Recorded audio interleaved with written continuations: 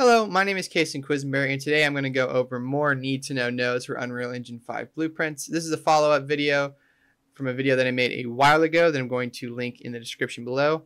I highly recommend you watch that one if you haven't, especially if you're newer to Unreal Engine 5. That video goes over a lot of important nodes for developers that are just starting out using blueprints, so I recommend you watch that before you watch this one. This one's going to show off a little bit more intermediate nodes that are a little bit more complicated. They're going to be really important tools if you want to make more complicated mechanics and systems inside Unreal Engine 5 blueprints. And just like the last one, this isn't a video you really need to follow along with. You don't have to have Unreal open and copying every single thing that I do.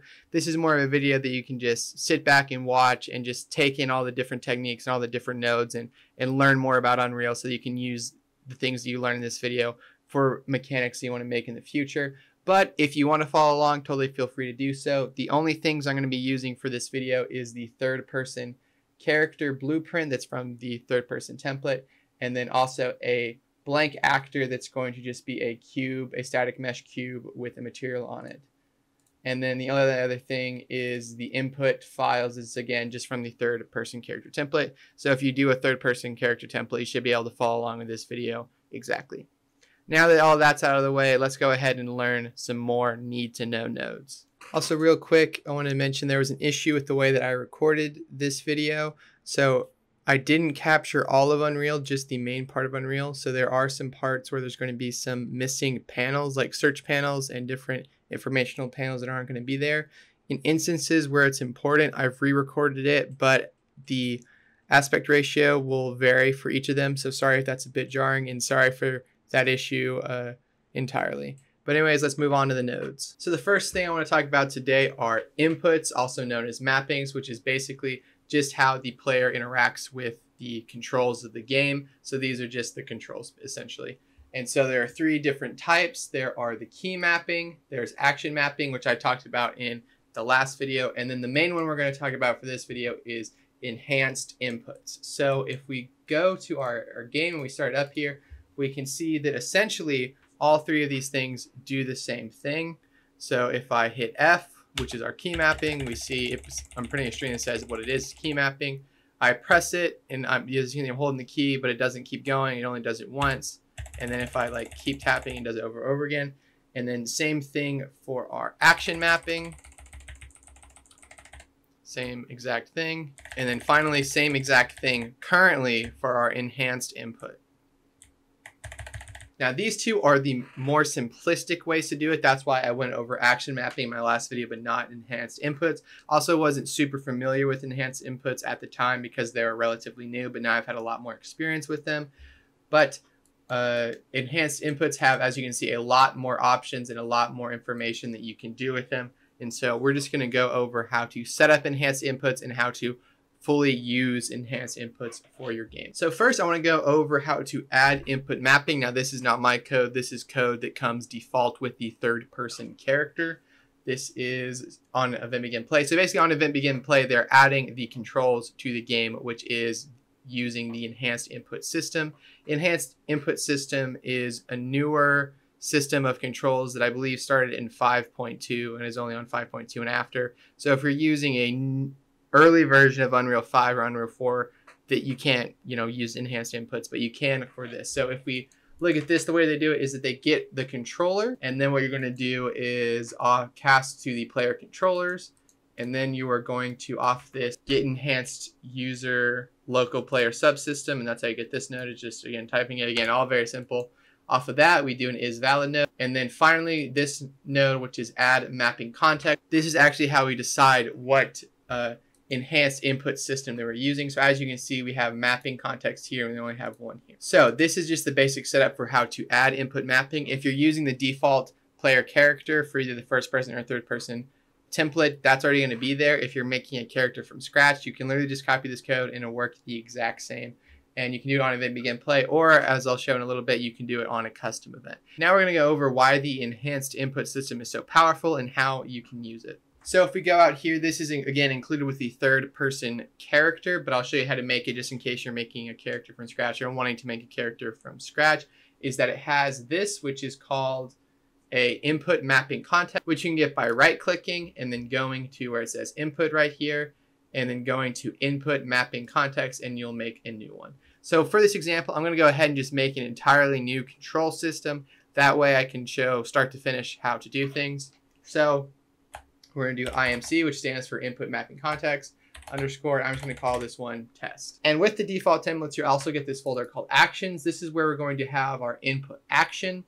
And so I'm going to go ahead and make a new one for test. And these have IA underscore for input action. So I'm going to, again, go to input action. And then I have that. And then I'm going to open it up. And you're actually good to go if you're doing just a normal, press button and then thing happens. You can just use the basic default. However, if you're doing more complex controls, you can do other things. So for example, if you're doing something with movement, we're going to want to look in here. And as you can see, you can change this to get different things. So for movement, you're going to want an axis 2D, which is a vector 2D, but you can do a bunch of different things. So for most of them, you're just going to want digital, which is bool, but you can also do a axis 1D, which is just a float, axis 2D, which is a 2D vector, and then axis 3D, which is a 3D vector. So it all depends on what kind of information you want to get from your enhanced input. If you just want a bool that says, hey, this is being pressed, or this is not being pressed, you're just going to want to get digital bool. If you're going to want to get some sort of number value, such as, whether a number is positive or negative to determine whether or not you should move forward or backwards, you're going to want to get a axis 2D. For an axis 1D, I don't really know typically what someone would use for that. I've never seen someone use them, and I've never used one myself. Axis 3D could be used if you're having, flying controls for like a spaceship or rocket ship, or just like a flying, player character. So again, you can do a bunch of different things with that. And the rest of the settings you can, leave normal. This is going to be the main one that changes things. You can add a description that says like what this button will be doing, but honestly, if you just name it correctly, and then when you put it into your actual code, comment it, you probably don't need to, but it's a good use to have that there. Trigger when paused. You can also override this in a lot of different other places, but this will basically, if you're doing a pause button, you'll obviously want that to trigger when paused. Or if there's some sort of button press that you want to do when paused, you would just check this to be true. And then there's triggers and modifiers, but we're not going to actually do these here. We can do these in another place. I'll show you in a second. And then there's some advanced things, which again, probably just leave default. Input consumption, probably just want to leave as default. And then user settings, again, probably just want to leave at default. So then if we go back to our input mapping context, open it up, you'll see that we currently have no mappings. So what we can do here is hit add. That's going to add a new control to this mapping context that we can then later use for characters. And so if you go here, you see this drop-down menu, and you see it's going to have all of the input actions that we have listed. So we're going to get the test one right here. We're going to hit save. And then if you go here, as you can see, if this is like controls what the click is. So you can just go through all of the individual buttons if you want. It has, like a keyboard, like you can literally go through every single key on the keyboard. You can also go through every single button on the gamepad or the mouse, or you can click this little icon, and then if you click that, it'll glow yellow. And then if you click a button, let's say that we want it to be D, then that is going to make that control. And then for this specific example, I'm going to leave this here, but I'm going to explain what these do. So this is the trigger and this is the modifier. So we're going to go to the other one just to show off. So we're going to go to the default one, and we have all of our controls here. So if we go to move, you see we have all the movement controls, including W. So if we go here, we'll talk about modifiers first, then go to triggers. We have modifiers. And so what we can do here is that there's a bunch of different modifiers that do a lot of different things.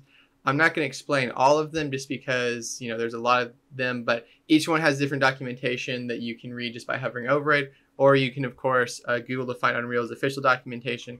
But most likely, again, these are for very specific uses, and you probably won't need them for all of them. So for movement, all you're going to need to do is swizzle input axis values, because what that does is that gets a certain value when the key is pressed. So basically for this one, when we press W, it's going to get a 1, because that is what we need to know that we need to move forward. So that's what that does. And then if we go to S, which is what we need to use backwards, we see we have two modifiers. One is the swizzle input axis values, which gives us a number, this case being 1.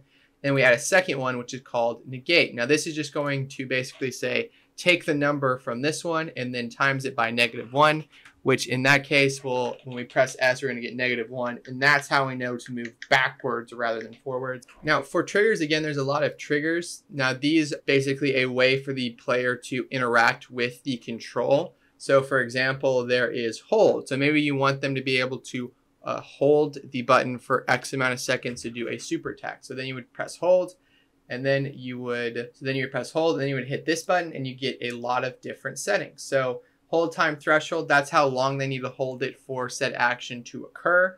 Is it a one shot, meaning should you only fire at this once, or should you do it every single frame once the hold threshold is done?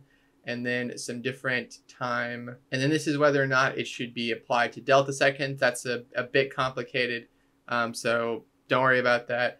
And then the point at which the trigger fires. So once the hold threshold is met, how long until you do the action attack?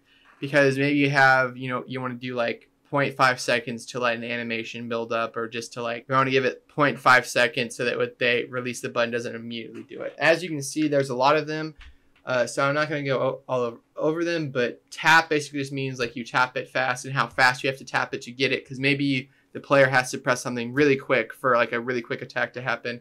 Then there's release, basically saying that the action is not triggered until you release the button. There's hold and release, which is a combination of holds. They have to hold for a certain amount of time and then you can release it. And then the rest of them are a bit more specific. The combo is for a classic video game combo, but it's sort of in beta. And you can also do these programmatically if you want, but that's why the enhanced input system is so powerful, is it has a lot of these tools built in, where in the past you'd have to program the hold and the program, the release and different stuff like that. So this allows you to not have to program this stuff and just have some quick settings that you can deal with, which saves you a lot of time. So I'm going to delete this because I just want it to be a normal input. And then we're going to go experiment. So for now, I'm going to just change this mapping context to our new one, just so we can test that out. And so to get the input action, so basically to actually get this IA_test, all you have to do is go here. You can do IA_ and then test, and then it'll come up. And there's two different nodes for it. There is the enhanced action input event, which gives you the actual thing that you need. So this is the actual event that would trigger it. And then the other thing it gives you is the value of this, which for this return value, basically what it's saying is because it's a digital bool, it gives you whether or not the button is being pressed. If you were to do an axis 2D, it would allow you to get what number is currently being in both the X and Y axis. If you were to do an axis 1D, it would give you that float. If you were to do an axis 3D, it would give you that vector. So it just gives you whatever the current value of the button is. So this is helpful if you want, maybe you can only open a door if you're holding a certain button, and you could use this or something like that. I personally have never really used these. I usually would just set the variable that I'm doing the action inside of this, but this could perhaps be useful to you. So this is with no triggers and no modifiers, and we're just going to I'm just going to show you what it does on the default. So we're just going to go print string, and we're going to put it on this trigger. So again, there's trigger, started, ongoing, canceled, and completed. And we're just going to go through each one of them so you can see it. And we'll put, and again, because I switched the IMC to the one that we just made, I don't have any of the other controls. So if I hit W, nothing. If I hit A, nothing. Hit S, nothing. Right? Because I can't move or go backwards because I no longer am connected to that input mapping context. I am not with the default, I'm now with the test. And with the test, we have D, which as you can see, will print a string called enhanced text. Now, as long as I hold the button, it's going to do this every single frame because it has no modifier and it has no trigger. So it's just going to do it every single frame that it's being pressed. So again, bop, bop, bop, bop, bop, bop, bop. Now, another important thing to note is that the key mapping that we had and the action mapping that we have still work, even though we change the context. So key map works, action maps works. So that works regardless of whether or not you use the IMC. So just to let you know, if you switch the IMC, if you have any part of your controls that are on a action mapping or a key mapping, it's going to be completely different. I highly recommend that you choose one of the three systems, whichever one works the best for you, and using that all the way out through the game. That way there's no things that you could possibly miss. All right, so now let's say that we go to started. So again, triggered basically says when this button is being pressed, do this action, and it does it for every single frame that the button is being pressed. But let's go to started. So if I press D now, it only prints it once. So basically the same thing as an action mapping, same thing as, wrong button, same thing as a key mapping. So same as these, and it doesn't matter if you hold it or do anything. So a good way to think about it is that this triggered is your event tick, and then started is your event begin play. It only activates when you first begin to press the button. So event tick, event begin play. All right, now I'm going to skip ongoing. I'm going to skip canceled because those have to do with holding. I'm going to go to completed. So I press the button. I'm holding the button, nothing happened. Nothing happened when I first pressed the button. Nothing's happening now, but then I release the button, and then the thing happens. So to the naked eye right now, if you were to look at it, it looks the exact same as the other, but it's doing it not when I first press the button, but when I first stop pressing the button. So another way to think about this is that it's just like the action mappings release or the key mappings release, but it's just changed to the word completed. Now, just to show it, we're going to go over the hold function because ongoing and canceled are very much tied with that. So let's go back to, again, our IMC test. Let's add a trigger. Let's go to hold. Let's go to hold and release, actually. Hold and release. And then we're going to customize it to where hold time threshold will be 1 second. So I have to hold the button for 1 second, and then it's going to trigger 0.2 seconds after the threshold is met. So now if I go to triggered, and you see I press the button rapidly, nothing happens, nothing happens, nothing happens. I hold the button, nothing happens. And then I release it and it works. But I'm going to, okay, so hold it and then I release. So I hold it and I release, but then I hold it for 1 second and then release, and then it happens. We have changed the triggered event by adding a new trigger here. And you can have multiple triggers as well, but again, it can, that would get a little complicated, and there's typically no need to do that. But again, if you're doing a very specific controller, very specific mechanic, feel free to have multiple triggers and multiple modifiers. Now we're going to go to ongoing and canceled. So let's say that while we're holding the button, we want to, maybe add 0.01 to a value to make a value go up or something like that every single frame that we hold the button. Let's go here, and then we're going to call this ongoing. So this is off the ongoing output. All right, now let's go back to the ongoing and the canceled buttons to see what those do with the context that we now have a holding feature. So we're going to go here. We're going to do D. And as you can see, ongoing, ongoing, ongoing. So this, and then when I release, enhance input. So basically this acts as the triggered or the event tick while we have a trigger. It's a little bit confusing because everything is called triggered. But basically when the triggered is changed here to hold and release, this changes and this ongoing becomes the new event tick. So this is useful if, say, you hold to heal, right? But when you, release, maybe you get a big healing boost or something like that. If you wanted to where you heal while you're holding the button, you could change it to ongoing. Every frame you get 0.01 health back or something like that. And now let's see what cancel does. You might say, what is canceled doing?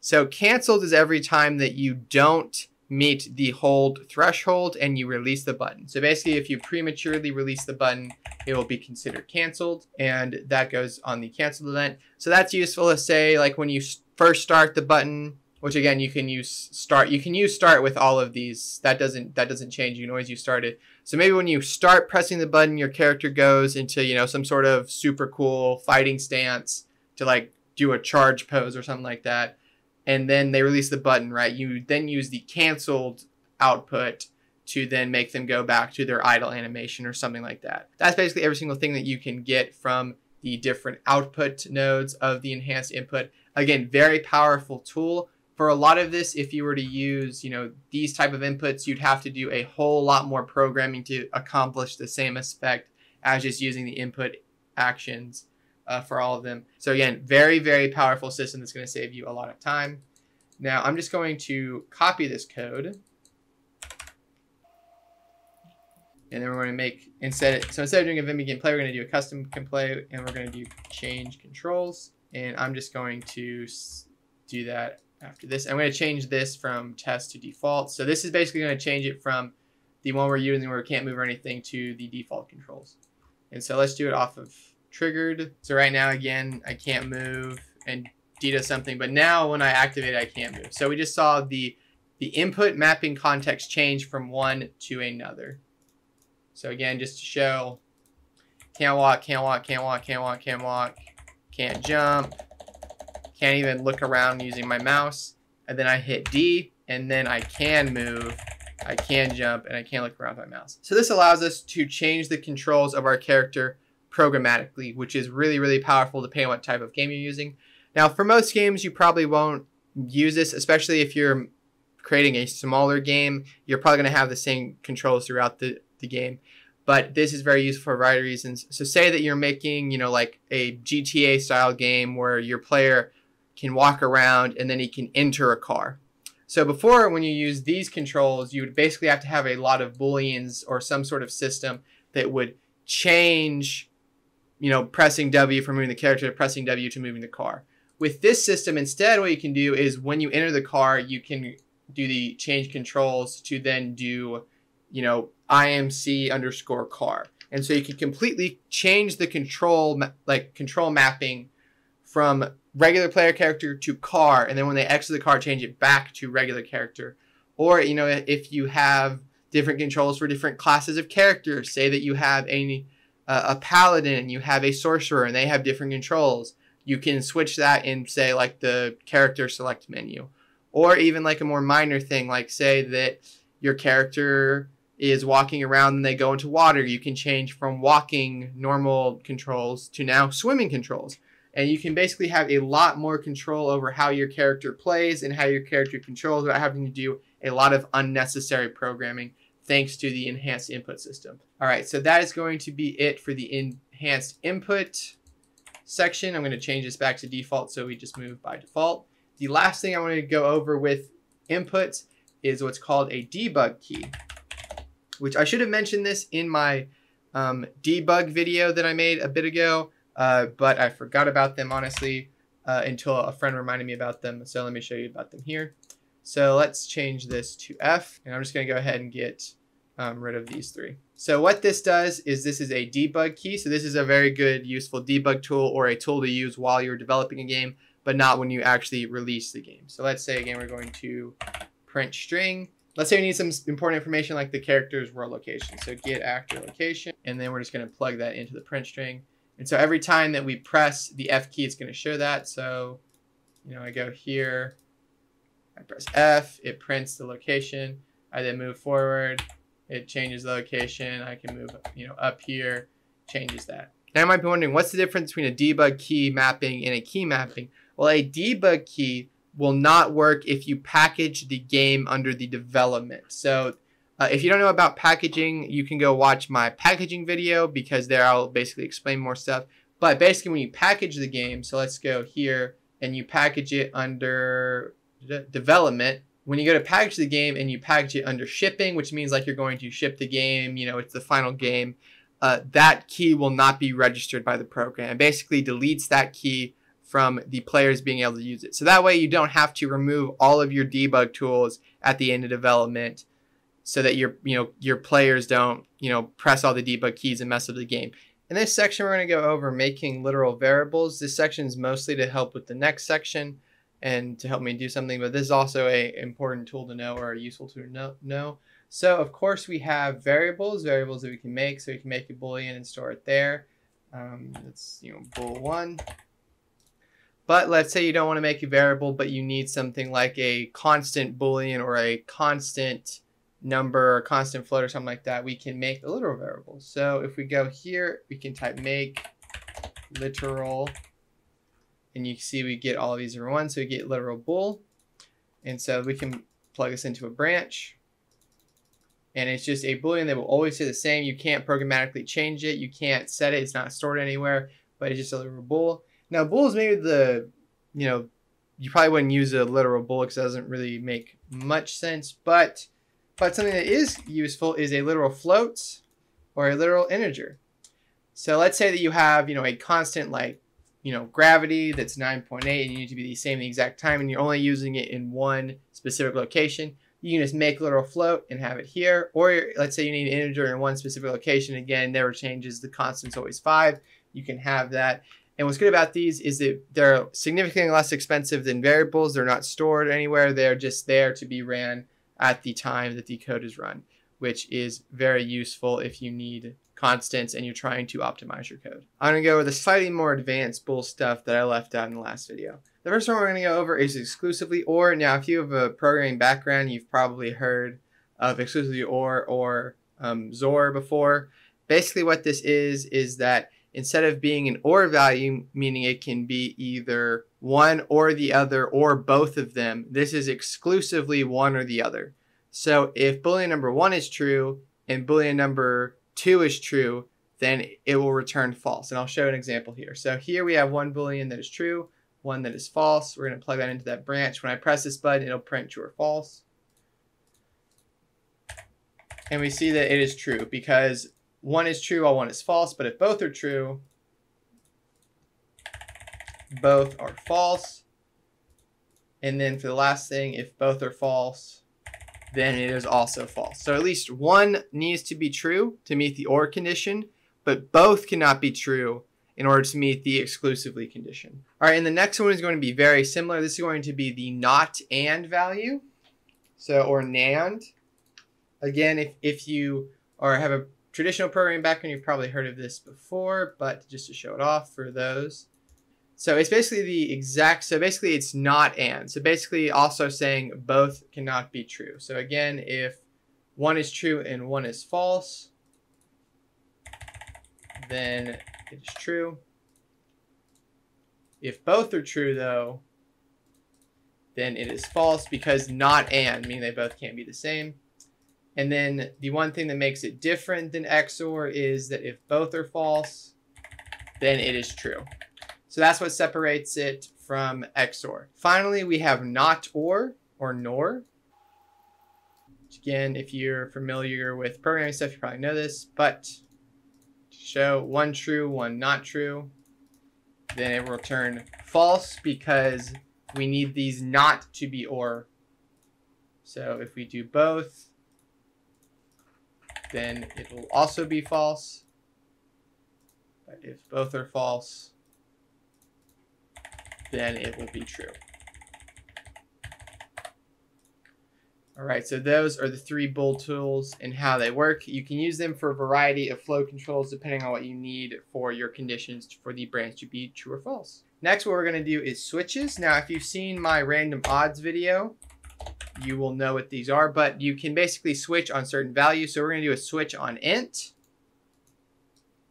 And again, we'll do started, not triggered.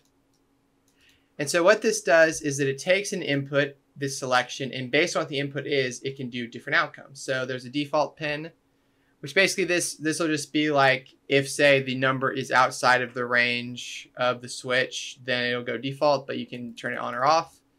And then you can do the start index, so you can start with 0 or you can start with 1. Let's start with 1.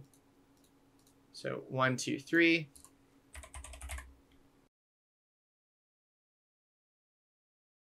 Then we're going to make a literal int. And again, you could just put in the selection, but we're just going to do that. And so let's make the selection 1. We'll do 1.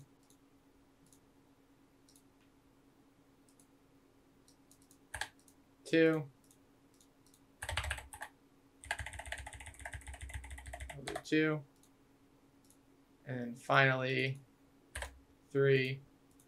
Well, of course, do 3. And again, for the defaults, let's say that.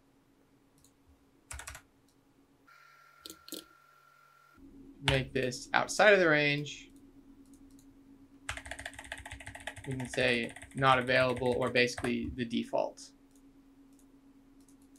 And again, if you don't have to use the default, if you aren't using default, I recommend you just turn that off just so the node's a little bit cleaner.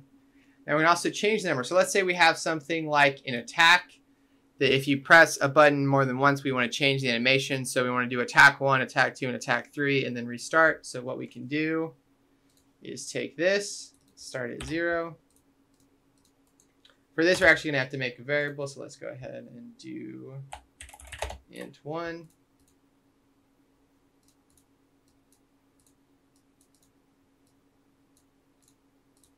The default value will be 0. Let's just say that we add there.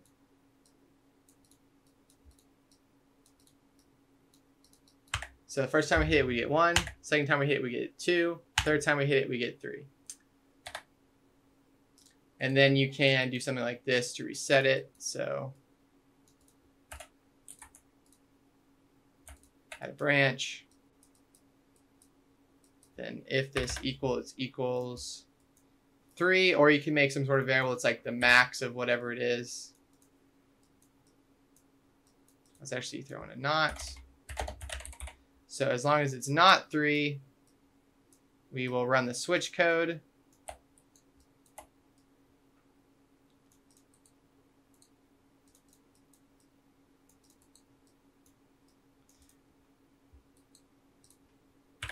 Actually, let's change that to 4. And if it is 4, what we will do is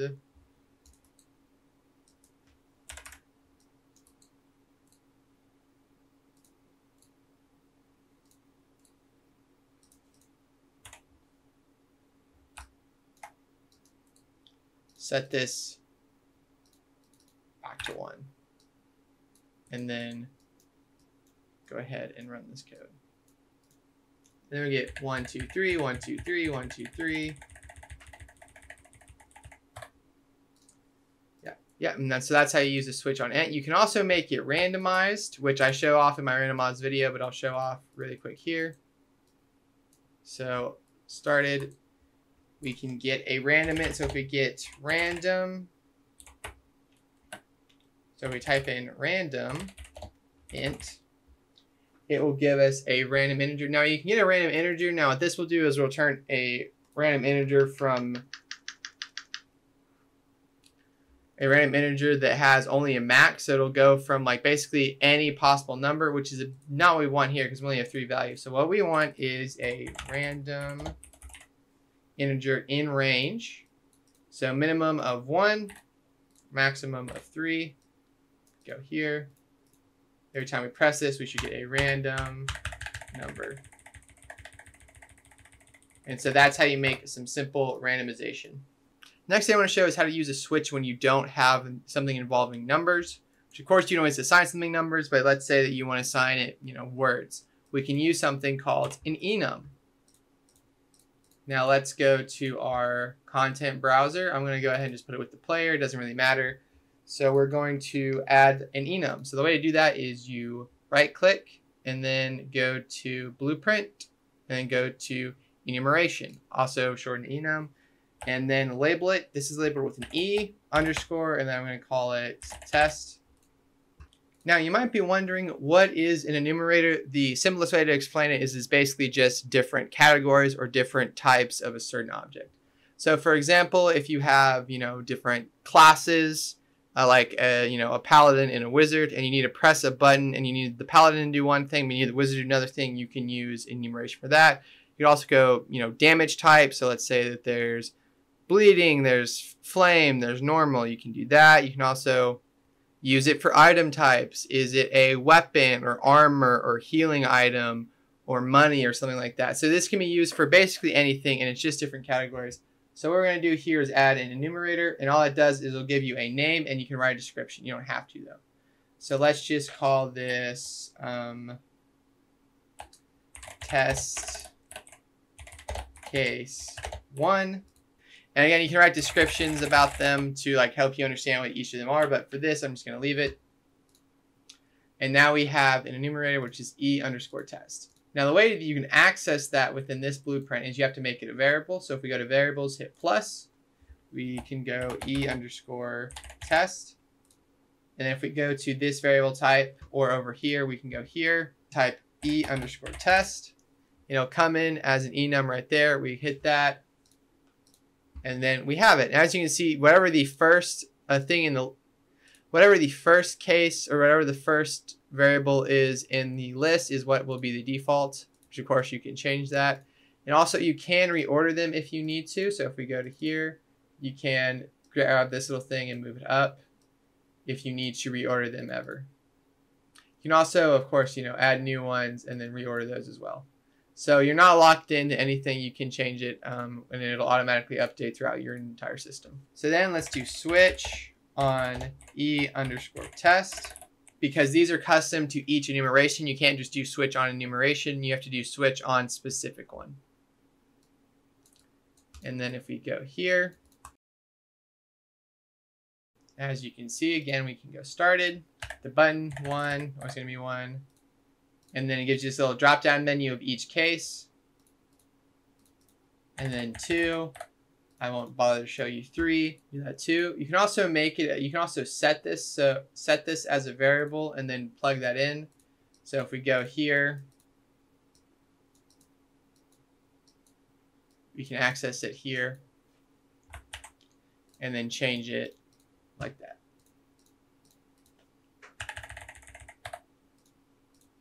You can also use branches for enumeration. They're just not quite as efficient. But let's say there's only one specific type that does something, you can do this equal enum, and then you'll have the same thing as well.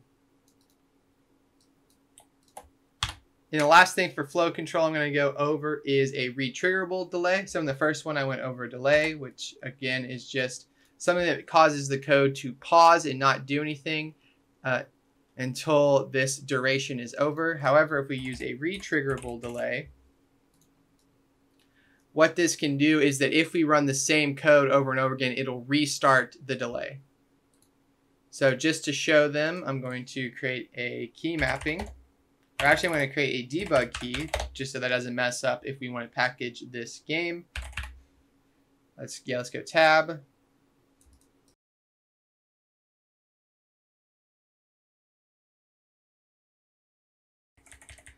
And so every single time I press this button, regardless of what happens, a delay will eventually show up. Now I'm going to do tab, and it works the same way. So I hit tab once.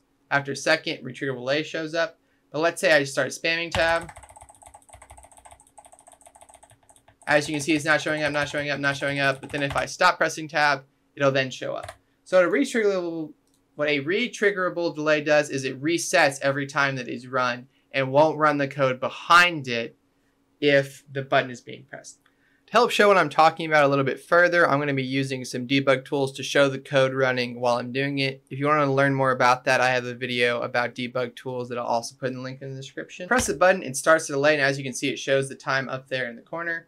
But if I hit the button again, it won't actually register it going through the code. It basically stops it.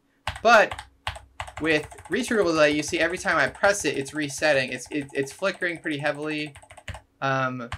But if you see, it goes from 5 to 9. So it basically restarts the trigger, which here, I'll make it a little bit longer just so it's a little bit easier to see.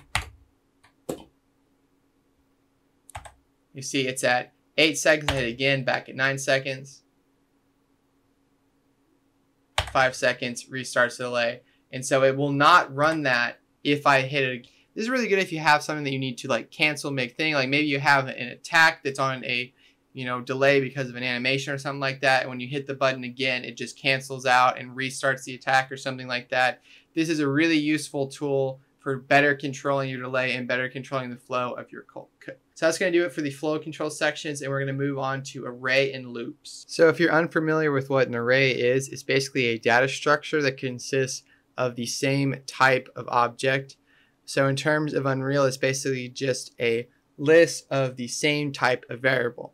So you can have an array of integers, you can have an array of booleans, you can have an array of floats. But the thing it's most commonly used for is keeping a list of other objects. This could be getting an array of enemies or an array of items in your inventory. We're going to get an array of these 4 objects, which again is just a basic actor with a static cube. So it's called BP_actor. So we're going to do the same thing we did in the last video when we needed to get a reference to an actor, but instead we're going to get a reference to an array of actors. So we're going to get actors of class, get all actors of class. We are then going to select BP_actor. And then you see the out actors gives us this. Now this sign in Unreal, this little square of squares is the symbol for an array. So it's basically the same thing as this output, how it's just a circle, but since an array, it is a square. So if we drag that out, we now have a reference to all of those objects. But we can't really do much with the array since it is primarily just a list keeping track of all those objects. So what we can do is first make it into a variable. So that way we have that array and we can call it, just actors or BP underscore actor. And then out of this, we can do what's called a for loop. So we're going to get a for each loop. So basically what this node does is it takes an array, and for each item that is in the array or each object that is in the array, it's going to give us an output. So what we're going to do is we are going to get display name, which is going to get the name of the actor. And then we are going to print that string. So it's going to print a string of the actor's name for each actor in the array. The other thing that's important is this array index. This is the order in which the actors are added to the list. Arrays start at 0, so 0, 1, 2, 3 is what we will get when we get this. So I'm also going to actually append this string, which is basically just going to be to combine two different strings into one string. So I'm going to add a space and then a little divider and then put the array number there. And this is on event begin play, so we're going to see all these numbers at the beginning. So I hit play. As you can see here, the first actor that was added is actor 3, which is designated by the 0 of the index. I know it's a little confusing because each actor gets a number, but that's the number that it is in the world. So this actor 3 in the outliner is the third actor, but in the array it is the first actor. Actor 2 is 1, actor 4 is 2, and then actor 0, that's what happens when there's no numbers, at 0 is 3. So that is an array. And now what's also important is this completed, which basically says once we've gone through the loop body, basically once we've done every single loop, then run this code. So this is important for flow control. So if you have an array that needs to do something every single time the loop runs, but then after that you need to go to the next thing, you would go off completed. A lot of programmers can make mistakes because they'll just put the loop body here and then put their additional code over here. That code is run for every single array element, which means you can get code running like 6 times when you don't need to run it 6 times. So make sure that you always keep track of when you need to have code off of completed. Now you can also just, so I'm going to delete that variable that we made. You can also just make an array by going to variables, hitting plus, and then let's just say we want an array. If you go here, you can see you can make it a single, array, set, or map. I'm not going to be going over set and maps today. That might be in a future video, but array is what we're going to want. So if we do an array of booleans, we compile.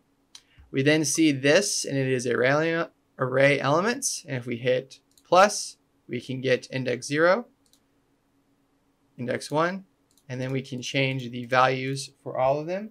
Now again, it doesn't make much sense to have an array of booleans, but so let's change that to say we need to store a bunch of integers. So now we have the same thing. You can add integers.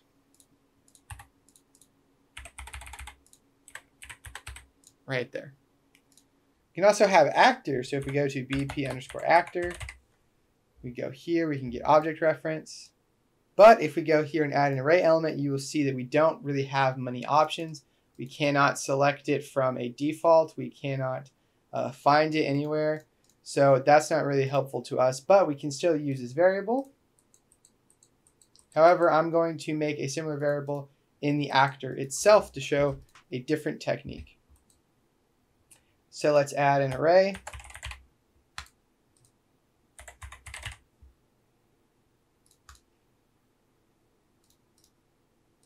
An array actors. So on event begin play, going to get array. We're then going to go off and do add. So we're going to add this into an array. And then, so we can do add, but we need to add something into the array. So we're going to get a reference to self and add the actor itself into this array. And then again, we're going to get a for each loop, which is going to do something for each item in the array.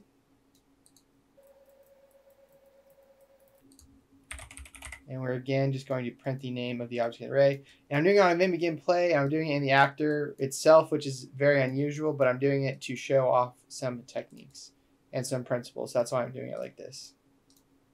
So as you can see, it added itself. I got rid of the rest of them. It added itself into the array.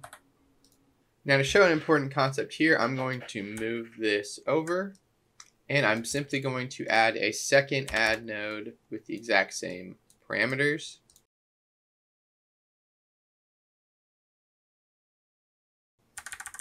Basically just to show what happens if you add something to the same array more than once. You see that we've added the exact same actor, which is this actor right here. We've added it to the same array twice. We added it here, and so it's in there twice. Now this might be what you want if you're, say, doing an inventory system where you can add multiple of the same item. But let's say you only want to add something to an array once. Well, what you can do is get rid of add. Instead, do add unique. Add unique. And so we can do the same thing. We plug this in here. Plug self in here. And then let's get a second one. And now if we go here, you see it only adds it once because it checks the list of array. It checks this array and sees, is this already a part of it? And if it already is a part of it, it does not add it to the system. I'm going to get rid of that and show another thing. So what happens if you want the person to use an item in your inventory, or just you want to remove something from an array? Well, it's pretty simple. So let's say that we do this. After we finish the array after 1 second, we then want to remove something from the array. We then do a node called remove item. And you can do that. And then you would just add whatever item you want to remove. Now, something else you can also do is remove index. And this is the exact same concept. It's just instead of getting the referencing of specific objects, you reference the index that, this number array, the array index right here. So if we did remove index 0, do the same thing as this node. So both of these are very useful. It just depends on whether you know the item you're going to remove or you know the index of the item you're going to remove. Those are like the two things that you need to figure out what you know when you want to remove an item. So let's get that, and then let's just do this again. We go here. See, that's added to the array, and then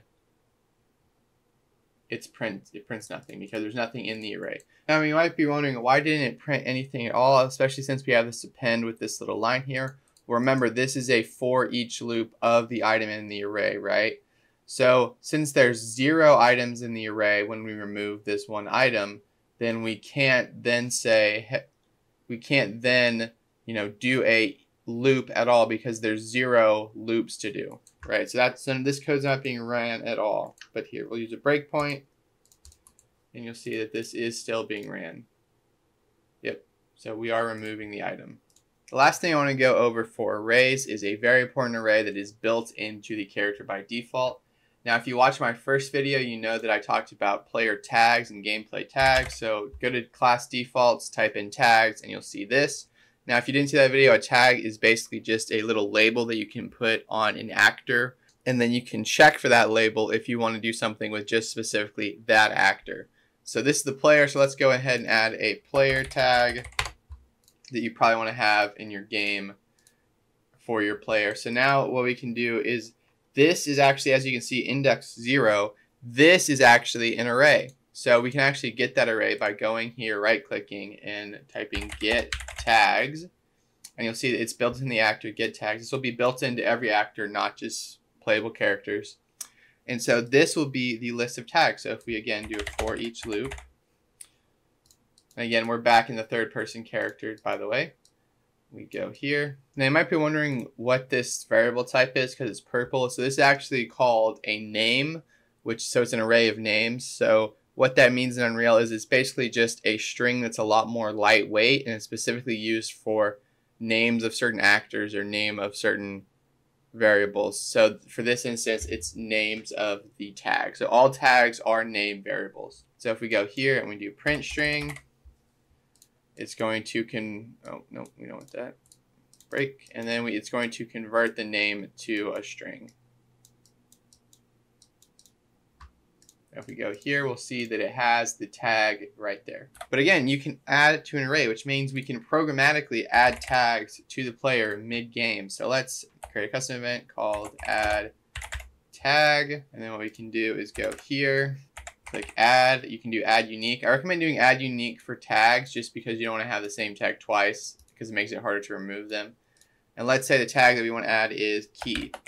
So this could be very useful for things like, say that your player can only interact with a door if they have a key. You can add the tag key to them. That's a very simple example. You can also do this for different upgrades. Like maybe only if they have the tag level 7 can they do a certain jump attack or something like that. This can be very useful to add new information that your player gains throughout your game. So we can add that tag right there, and then after that, let's go ahead and print it. Again, simple key mapping or simple debug key.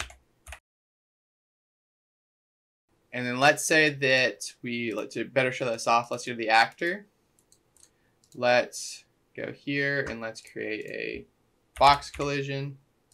So this is the same concept from this is the same concept that I taught in the first Need to Know Nodes video, but going to be more simplified. So we go here, event begin play, other actor has tag. This is a way for us to check for the tag that we just added. So if it has the tag key,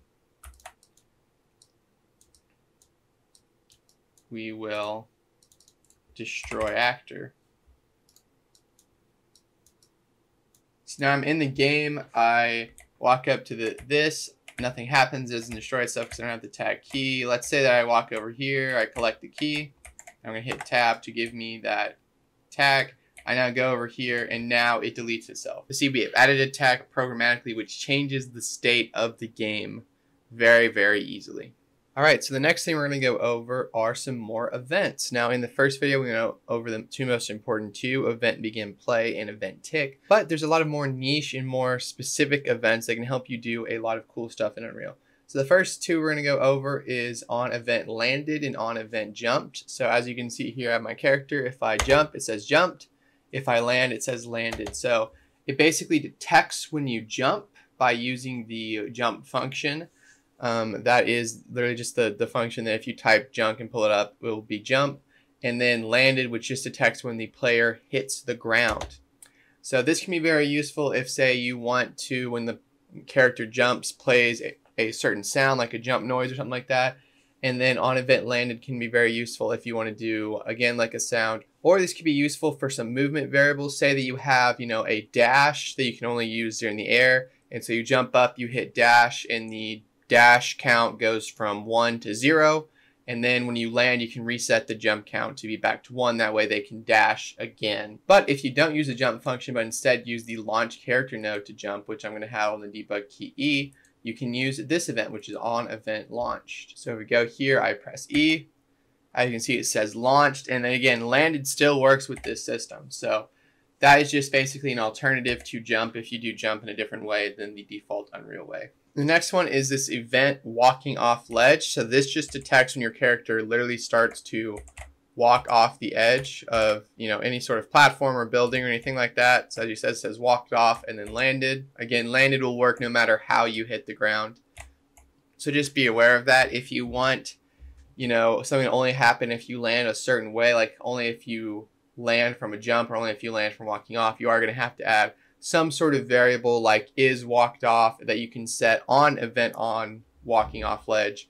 So just be aware of that. So this could be useful if, say, you have some sort of fall damage system and you want to do a line trace from the player's feet to the ground once they start walking off ledge. And if it's over 30 units between the player's foot and the player's and like the ground, then you could apply the falling damage on event landed. So again, just some useful tools that can help you with a bunch of movement mechanics and stuff like that. The next one is one that I went over in my UI video, which is event any damage.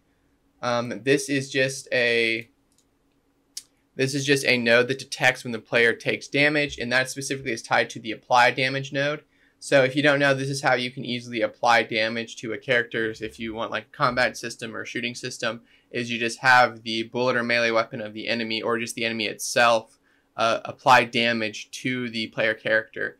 And then you can use that to detect it with event any damage and then do your health code there. And again, if you want more details about this, you can go to my video about UI. And so if I go here and I press tab, which is going to apply 10 damage, it will print the damage out because of event any damage. So as you can see, that runs both at the same time, which is very, very useful for any damage or any health system. For the next one, I'm going to go over a concept pretty briefly because it's not super complex. But in Unreal, there's these things called movement modes, which are basically determining how the character is moving. So this is, as you can see by this specific green, this is an enum. So going back to the enumerator conversation we had earlier, what movement mode the player is currently in is based on enumeration. So if we go here, there's a couple different. There is none, which just means no. There's walking, which will be the default one in Unreal and the one you're most likely going to use. There's nav mesh walking, which basically determines the only way for the character to move is if there's a nav mesh that they can walk over. Then there's falling, which is when you're being affected by gravity after jumping or walking off the edge.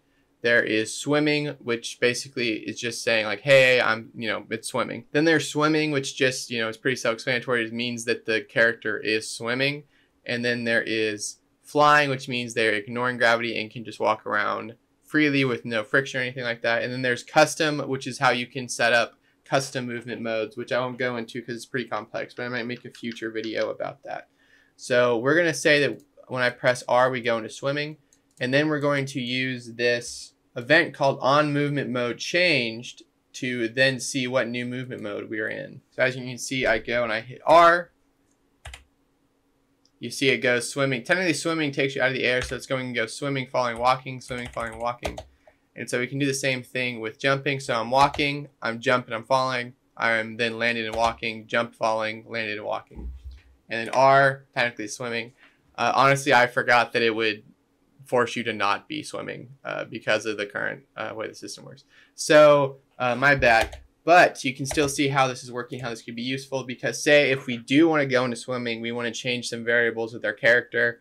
We can do, if enum equals swimming, then we can say, branch player is swimming for, set a variable like is swimming or something like that to be true. And then on movement mode changed previous movement mode equals swimming, then turn it to not swimming. So we have what is the previous movement mode you have, what is the new movement mode you had, what is the previous custom, what is the new custom one. These again are just for custom movement. So the main two you'll be using when you're using default systems are these two. And the last new event that I'm going to show is event destroy, and I'm going to do that in the actor. The reason I'm doing it in the actor and not the player character is because if I destroy the player character, then technically it will, stop the game. So that's why I'm going to do it in here. So here we have our previous code from the key example. I'm going to change this to player. So just the player automatically walks in and it will destroy the actor. And then we're going to go here and type event. We're going to type event destroyed. And this is just going to run when this object is destroyed. So all we're going to do is print a string and then death. And then we go here and I walk in. And you see it prints death when it's destroyed. This can be useful if you need to run, say, you destroy an enemy and you need to run, loot code, or you destroy an item and you need to add that item to an array. You can use this event destroy node here. Again, it's not very useful for the player character in most scenarios, unless it's maybe like a multiplayer game or something like that, but it's not super useful for that. It's more useful for other actors. Now that we've gone over some more base events, let's go over some more event tools that you can use. So these are tools that you can use to make your events have different effects or run differently than regular custom effects. So the node that we're going to be going over right now is event timer. So there's two different event timers. The first one we're going to start with is set timer by event. This node is very useful if you want to run an event over and over and over again, because I saw a lot of people in the last video and just like talking to other developers that, you know, use event tick a lot, and they have to use, you know, a delay to make it not do it every single frame. They have to use like a lot of booleans and stuff like that. This is a great replacement for if you want to put something on event tick, because it's a lot more efficient and you have to do a lot less work with it. So the first thing that we're going to do is to create an event. Now there's a couple of different ways we can do that. I'm just going to do it the classic way. So we're just going to make a custom event, and we're just going to call this timer test. Now what we're going to do is, you see that this is looking for an event. So we're going to take this little thing. Yeah, so if you're wondering what these things on the custom events were, these are ways to connect events to certain other things. So we're going to connect this event to this event. And so now when this node fires, it will do whatever this event is. So we're going to set up this event first. We're just going to print a string that says timer is running. So the first thing we need to do is set looping to true. Now, technically you could use this node just like a delay, where you can just put a time up here and then not have it loop, and then it will do it only once, and it'll just be kind of like a delay, but mostly you're gonna wanna have this set to true. And then max ones per frame. Now this is a bit more technical, but basically this will help with lag. So this will make it to where if you have a computer that runs really, really well, that could theoretically do this event 4 times per frame, it'll only do it once. Versus, you know, because if there's a computer that can only run this event once per frame and a computer that can run this event 4 times per frame, the one that can run it 4 times could theoretically have a huge advantage or a disadvantage depending on what it is. So especially if you're doing multiplayer, you want to have this checked. Most of the time I just leave it unchecked because it's not very useful for a single player game. Then you can fill out time. So to show how it can be sort of like an event tick, I'm going to go 0.01. So this is basically saying this is going to run every 0.01 seconds. But you might be saying, how do we actually start this event? Well, we can have a custom event that is called start timer test. And then we go here. And then let's just get a debug key. Is the tab key, and then we will start timer test here. So I go here, I hit tab. As you can see, the timer is now running and it's running every single frame. Or we could do, you know, if you want something to only happen every 1 second on a loop, we go here. Every 1 second, it will now run it. Now, 2 other important things about this are the initial start time delay and then the initial start variance. So this time starts at, so when this event runs, it's going to run this time before it starts the first time. So say you want to press a button and you want it to immediately do it and then start the loop, you're going to want to set this to negative whatever this is. Or if you want it to be where when you hit the button and you want that initial delay of 1 second, you would keep this at 0. And then for when it's something like 0.01, it doesn't really matter what this is because it's such a small number that it's basically just going to start immediately. But if it's a bigger number, you're going to want to, and then start delay variance. This is how you can give a little bit of randomness to the event if you want it to be where it goes off slightly randomly. So if we do this to be 0.25, that means it can either start 0.25 sec up to port. It means you can start up to 2.5 seconds later or start up to 2.5 seconds earlier, right? So it's going to give a bit more randomness. So if we do this and I hit tab, you can see it's a bit more random. So I'm going to set this back to run like this. Now the next question you might be wondering is, okay, now we have our loop running, but say I need the effect to stop after a certain point. How do I do that? So right here, we're going to have a new variable. You see this has a return value. This is returning something called a timer handle. And what this does is it's basically a variable that is just keeping track of this node and nodes like this. So if we go off, we can make this a variable, call it timer handle. And you're just going to want to name this basically whatever this timer is doing, handle or something like that. And so then we can have a node called stop timer test. And then what we do is we get this variable. We want to check if it's a valid timer, because we don't want to, because if this is not valid, meaning that we haven't run this event, we don't want to stop this timer, because then it would have nothing to stop, which creates an error. So we need to make sure that this timer is being used. So here, branch, and then we can take this, and then we use a node called clear and invalidate timer by handle, which is basically just going to stop this timer. So let's say that while we hold the key, we start the timer, and then when we release the key, we are going to stop the timer. Go here, I hit tab, timer's running, I stop hitting tab, timer's no longer running. All right, so that is set timer by event. You can also set timer by function name. Now this is going to be the exact same as this, but it's going to be with the function. So if you go here, hit function, and we do func test, and again, we just do print string, timer, we do function is running. So now we need to just type in this thing. We need to type in the name of this function exactly. You have to make sure that it is exactly the same, spaces and all.